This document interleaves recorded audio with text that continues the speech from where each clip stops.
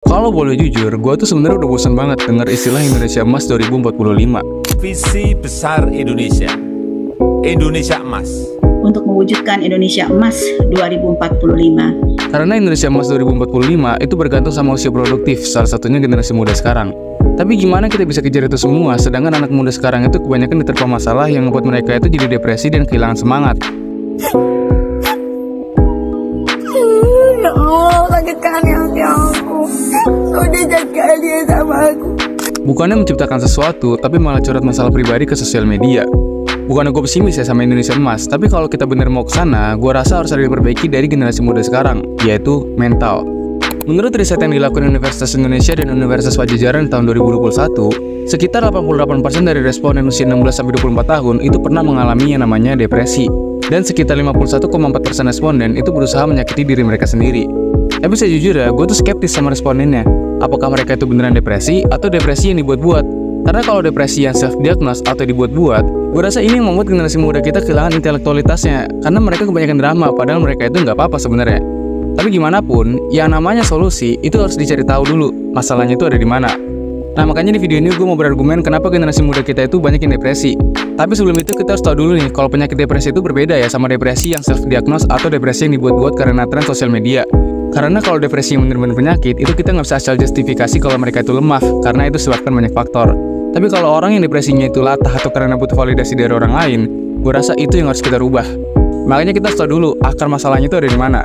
Sebenarnya semua itu berawal ketika pandemi COVID-19, di mana aktivitas yang tadinya dilakukan di luar rumah, pas COVID dominan dilakukan secara digital, mulai dari belajar, kerja, sampai bersosialisasi.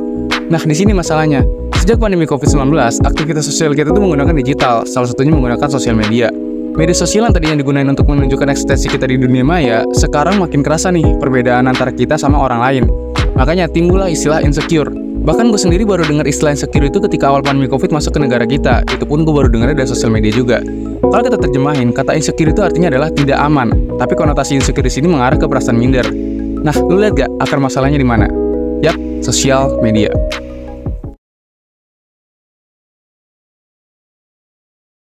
Apa yang akan terjadi seandainya lu adalah makhluk satu-satunya di dunia ini? Jawabannya jelas, lu akan merasakan bosan, karena manusia itu didesain untuk menjadi makhluk sosial. Nah, seiring berkembangnya zaman, manusia itu menemukan cara baru untuk bersosialisasi, yaitu lewat media sosial. Cuma masalahnya, sosial media ini menimbulkan sebuah dilema. Di satu sisi ini memenuhi kebutuhan sosial kita dengan cara yang fleksibel. Tapi di satu sisi, sosial media justru menciptakan aturan sosial yang gak masuk akal. Salah satunya menurut gue aneh banget, itu yang bikin aturan umur 25 harus punya tabungan 100 juta dan umur 30 harus punya tabungan 1 miliar. Karena sejak kapan usia seseorang itu jadi tolak ukur jumlah tabungannya? Menurut gue ini gak masuk akal. Ya kalau niat untuk motivasi itu bagus, tapi pada kenyataannya aturan ini seolah jadi tekanan generasi sekarang yang seolah itu wajib. Dan kalau lu gak bisa berarti lu gagal. Kan aneh gitu, sedangkan kalau kita sadar, latar belakang, pendidikan, dan pola asuh kita aja berbeda-beda. Kalau gue ibaratin buku, setiap dari kita itu tertulis dengan prolog yang berbeda dan sinopsis yang berbeda-beda. Jadi menurut gue salah satu alasan generasi sekarang itu depresi adalah karena mereka itu dikejar aturan semu yang sebenarnya aturan itu nggak rasional. Bahkan aturan-aturan ini makin diperparah dengan munculnya konten kreator yang fokus memamerkan kekayaan. Ya sebenarnya menurut gue pamer itu nggak salah juga selagi memang itu punya dia. Karena pamer itu sebenarnya tergantung gimana perspektif kita ngelihatnya. Yang jadi masalah adalah ketika atensi begitu malah merusak rasionalitas kita dan berpikir secara pragmatis gimana caranya kita bisa sama kayak orang itu. Nah, kerusakan rasionalitas inilah yang membuat kita itu merasa tertekan seolah kita itu harus jadi kayak orang itu juga. Menurut gue ini juga termasuk dampak dari brainwash di sekolah, yang mana kalau orang lain itu bisa, kita juga harus bisa. Padahal apa yang kita lihat di sosial media itu adalah bagian terbaik dari orang lain. Sedangkan kita membandingkan diri kita secara utuh, ada enaknya dan ada nggak enaknya. Apa yang kita lihat di sosial media tentang kehidupan orang lain itu adalah gambaran dari sebagian kecil yang terjadi ke orang itu. Orang yang beli barang mewah, mungkin dia nggak ngepost waktu dia depresi sama kerjaannya. Sedangkan kita membandingkan proses kita dengan pencapaian orang itu, yang akhirnya itu membuat kita minder karena ketinggalan jauh. Tapi kalau pandangan gua nih ya, sebenarnya ketinggalan jauh itu bisa jadi memang karena salah kitanya juga yang ada persiapan dari awal. Akhirnya ketika ngeliat orang lain hidupnya lebih kelihatan enak, kita merasa ketinggalan, padahal bisa jadi karena orang itu mulai lebih duluan daripada kita. Nah, selanjutnya ada salah satu faktor yang menurut gua ini paling logis banget. Kenapa banyak generasi sekarang itu rentan depresi?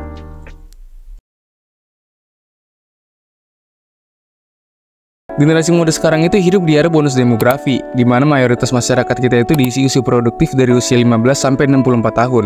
Kementerian Perencanaan Pembangunan Nasional atau Bappenas mencatat pada 2045 mendatang, Indonesia diprediksi akan mengalami masa bonus demografi atau peningkatan populasi anak muda.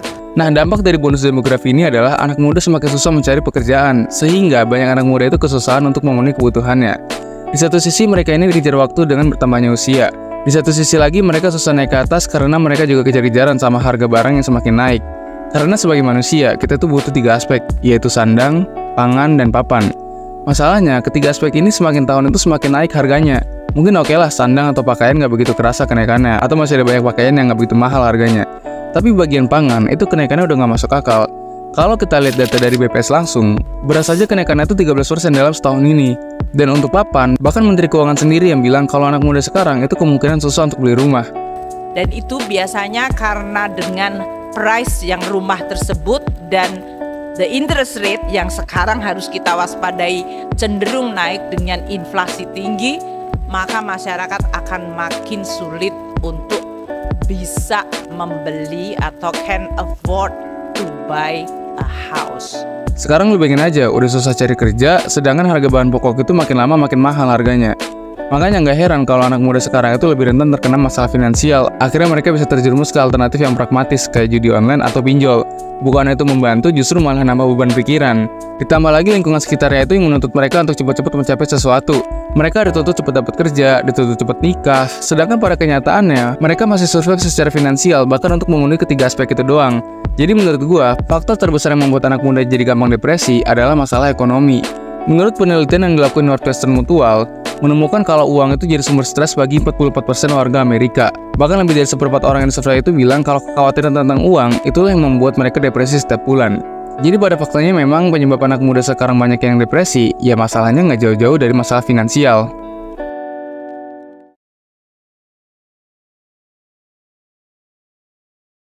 Pada akhirnya kalau kita ngomongin masalah hidup, sebenarnya itu masalah semua orang, jadi nggak cuma generasi muda aja. Cuma yang bedain itu penyebabnya aja. Mungkin karena sekarang trennya sosial media, jadi salah satu penyebab utamanya berasal dari sosial media. Dan sebenarnya memang tren-tren di sosial media ini juga membuat orang itu jadi latah sama depresi ini.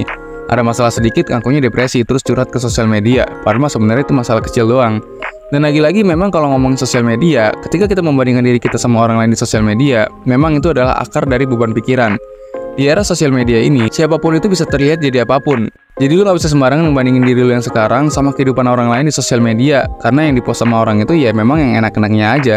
Bisa jadi orang lain yang bikin lu merasa ketinggalan, orang itu juga ngerasa ketinggalan ketika ngeliat orang lain di atas dia. Saran dari gua, depresi itu memang harga yang harus dibayar dalam proses. Tapi bukan berarti depresinya kita itu karena ngebandingin hidup kita sama orang lain. Tetap aja lakuin apa yang harus dilakuin tanpa jadi pencapaian orang lain adalah patokan kesuksesan kita. Dan saran gue untuk masalah kedua tentang kenaikan harga pokok, secepatnya lu pelajarin ilmu keuangan, ya khususnya investasi. Gimana caranya lu bisa ngasilin uang dari uang lu sendiri?